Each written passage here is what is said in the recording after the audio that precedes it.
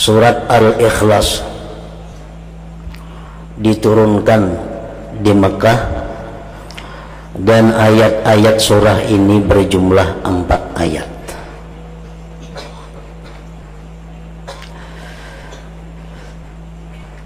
Dinamakan surat ini surat Al-Ikhlas karena orang yang mencintai membaca surat ini akan dapat ikhlas beribadah kepada Allah Subhanahu wa ta'ala. Dan lagi bukan hanya Al-Ikhlas nama surah ini, para ulama mengatakan bahwa surat ini sampai mempunyai 20 nama. Yang demikian menunjukkan kemuliaan dan kelebihan surah ini. Antara lain disebut pula surah ini dengan suratul wilayah, surah wilayah, artinya surah kewalian. Kenapa demikian? Karena barang siapa mencintai ini surah dan mengekali membacanya sara waliyan lillah, dia akan menjadi salah seorang walinya Allah Subhanahu wa ta'ala. Disebut pula surat ini suratul ma'rifah karena orang yang memahami surat ini dan mencintai serta memperbanyak membacanya, dia akan diberi Allah ma'rifat kepadanya. Macam-macam nama surat ini yang menunjukkan kelebihannya. Nah, para muhibbin rahimakumullah, sangatlah banyak hadis-hadis dari Rasulullah sallallahu alaihi wasallam yang menggemarkan kita untuk membaca surat ini. Antara lain, yang pertama sabda beliau sallallahu alaihi wasallam, ayajizu ahadukum ay yaqra'a thulutsal Qur'an fi lailah, faqalu ayyuna yutiku dzalik ya Rasulullah, faqala Allahul wahidus samad thulutsul Qur'an, akhrajahu Muslim. Sabda Rasulullah sallallahu alaihi wasallam, adakah tidak mampu salah seorang kalian membaca sepertiga Al-Quran pada malam hari? Ujar Nabi, mampulah ikam wahai sahabatku membaca sepertiga Al-Quran di malam hari. Ujar para sahabat, siapa nangkawa demikian wahai Rasulullah, kami tidak sanggup. Rasulullah bersabda lagi, surat Qul huwallahu ahad ini adalah sepertiga Al-Quran. Artinya orang yang membaca satu kali suratul Ikhlas ini, dia sama dengan orang yang membaca sepertiga Al-Quran pahalanya.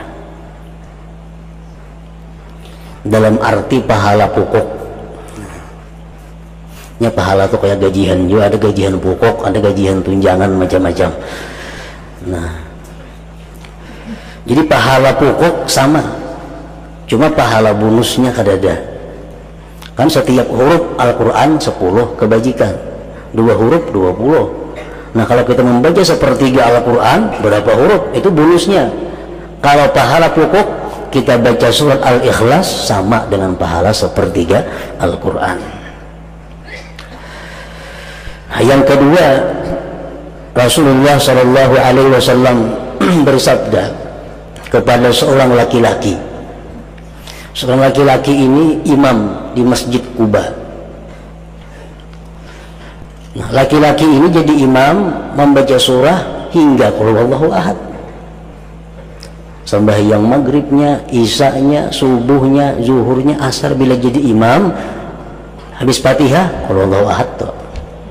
Rakaat pertama, rakaat kedua. Andai kata dia ingin surat yang lain, tetap ada Qul huwallahu ahad itu. Habis itu kena sambung surat yang lain. Pokoknya setiap kali inya sembahyang mesti dibacanya suratul Ikhlas ini. Dilaporkan orang kepada Rasulullah sallallahu alaihi wasallam, dipanggil oleh Nabi. Ujar Nabi, wa ma yahmiluka an taqra'a hadhihi surah fi kulli rak'ah? Apa yang mendorong engkau? Apa yang mendorong engkau membaca surat ini tiap-tiap rakaat? Faqala ya Rasulullah inni uhibbuha. Wahai Rasul, ulun katuju lawan itu surat. Ulun suka. Faqala Rasulullah sallallahu alaihi wasallam inna hubbaha adkhalakal jannah. Bahwa kecintaan engkau kepada surah Qul huwallahu ahad itu memasukkan engkau ke dalam surga. Rawahu Tirmidzi.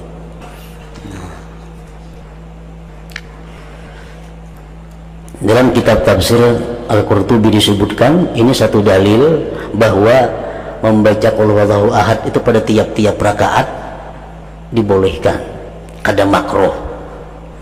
Misal kita sembahyang rakaat pertama Qul huwallahu ahad, kedua itu pulang surahnya, atau rakaat pertama Fatihah Qul huwallahu ahad sambung yang lain, yang kedua kayak itu pulang, itu kada makruh. Bahkan itu mempunyai fadilat yang besar kalau didasari kecintaan kita kepada membaca surat itu.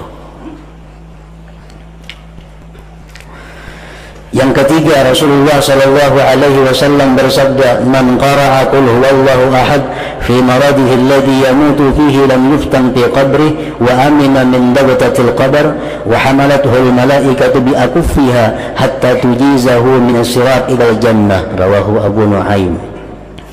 Siapa, ujar Nabi kita, yang membaca Qul huwallahu ahad pada waktu dia sakit garing, yang mana dia mati pada garing itu. Ini garingnya, bacanya Qul huwallahu ahad sekali, garing aja berbulan-bulan mati akhirnya.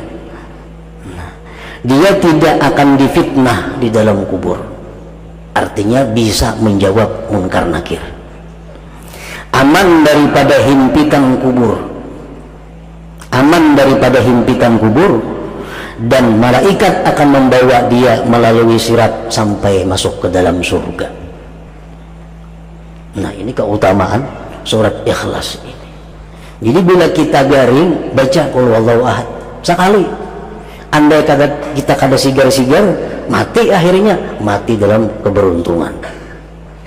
Nah, kita ingatakan kita kah, siapakah kawan kita, keluarga kita yang sakit, suruh membaca suratul Ikhlas sekali. Andai katanya sigar, nah batal sudah. Karena menggaring baca bahasa pulang. Nah,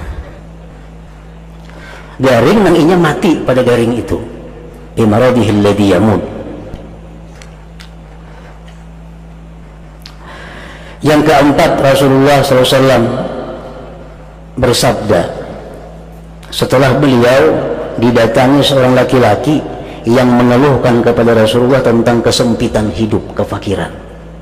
Ulun wahai Rasulullah, hidup ini fakir, rezeki sempit. Apa Rasulullah menjawab? Ujar Nabi, "Idza dakhalta baitak fasallim in kana fihi ahad wa in lam yakun fihi ahad fasallim ala nafsik wa qra qul huwallahu ahad marratan wahidah."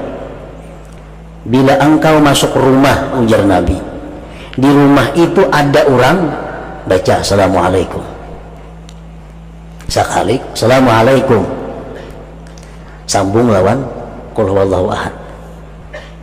Kalau di rumah itu kalau ada orangnya, kita masuk rumah kita, assalamualaikum wa ala ibadillahi sholihin, sambung Qul huwallahu ahad sekali. Nah, baca itu ya Nabi lawan laki-laki tadi. Papa alar rajul, maka si rajul tadi, laki-laki tadi mengamalkan petunjuk Nabi tadi. Masuk ke rumah, bila ada orangnya assalamualaikum, bacanya suratul Ikhlas. Bila kada ada orang, assalamualaikum wa ala ibadillahi sholihin, bacanya suratul Ikhlas sekali.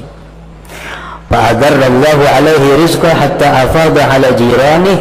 Allah melimpahkan rezeki kepada laki-laki tadi sampai dia bisa memberi kepada tetangga-tetangganya.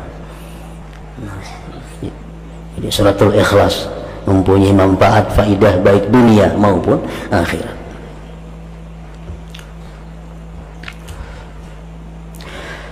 Yang kelima, disebutkan lagi tentang faidah fadilat surah Qul huwallahu ahad ini.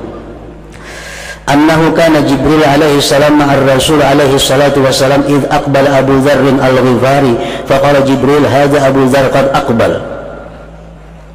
Sewaktu Nabi kita berjalan bersama Jibril alaihissalam, tiba-tiba datang sahabat Nabi yang bernama Abu Dzar Al-Ghifari. Ujar Jibril, nah Abu Dzar datang wahai Rasulullah. Ujar Nabi, awa ta'rifuna, ikan kenal kalawan Abu Dzar itu. Kan Jibril biasa kalau datang ke itu cuma Nabi urusannya. Setelah ketemu Nabi sampaikan wahyu, boleh. Ini kada, tuh ujar Jibril, Abu Dzarrin datang. Ujar Nabi, kamu tahu kawan Abu Dzar itu wahai Jibril? Jibril menjawab, huwa ashharu indana minhu indakum. Di kalangan malaikat Abu Dzar lebih terkenal daripada kalangan manusia. Abu Dzar kalau di malaikat wahai Muhammad terkenal lebih daripada di bumi ini. Bersabda Nabi kita, berkata Nabi kita, bimaza nala hadhil fadilah. Kenapa dia mencapai ini fadilat wahai Jibril? Keutamaan ini dengan sebab apa dia capai? Jibril menjawab, likasrati qiraatihi qul huwallahu ahad, karena Abu Dzar ini banyak membaca qul huwallahu ahad.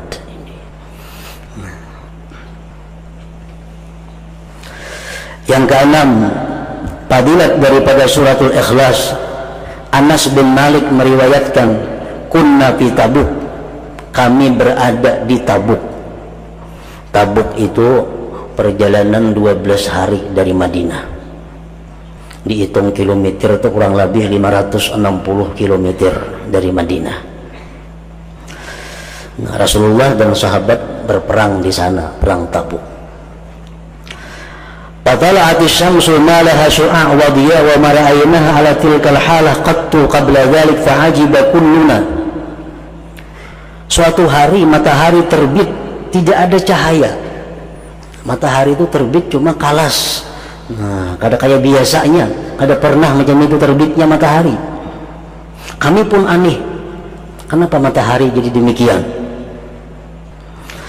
Fanazala Jibril wa qala inna Allah amara an yunazzala minal malaikat 70,000 malak fayusallu ala Muawiyah bin Muawiyah al-Laythi. Jibril turun mengatakan kepada Rasulullah SAW bahwa Allah memerintahkan 70.000 malaikat turun untuk menyembahyangkan jenazah Muawiyah bin Muawiyah al-Laythi, sahabat Rasulullah yang tinggal di Madinah. Jadi Muawiyah bin Muawiyah ini wafat di Madinah, malaikat diperintahkan 70.000 untuk ikut menyembahyangkannya.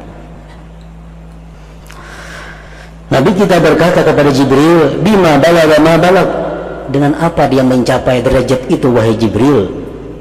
Jibril menjawab, karena yuhibbu surat al-Ikhlas, karena Muawiyah itu suka dengan surah qul huwallahu ahad. Nah, jadi mencintai surah qul huwallahu ahad, suka membaca surat qul huwallahu ahad. Ini akan menyelamatkan kita dunia dan akhirat dan membahagiakan dunia akhirat.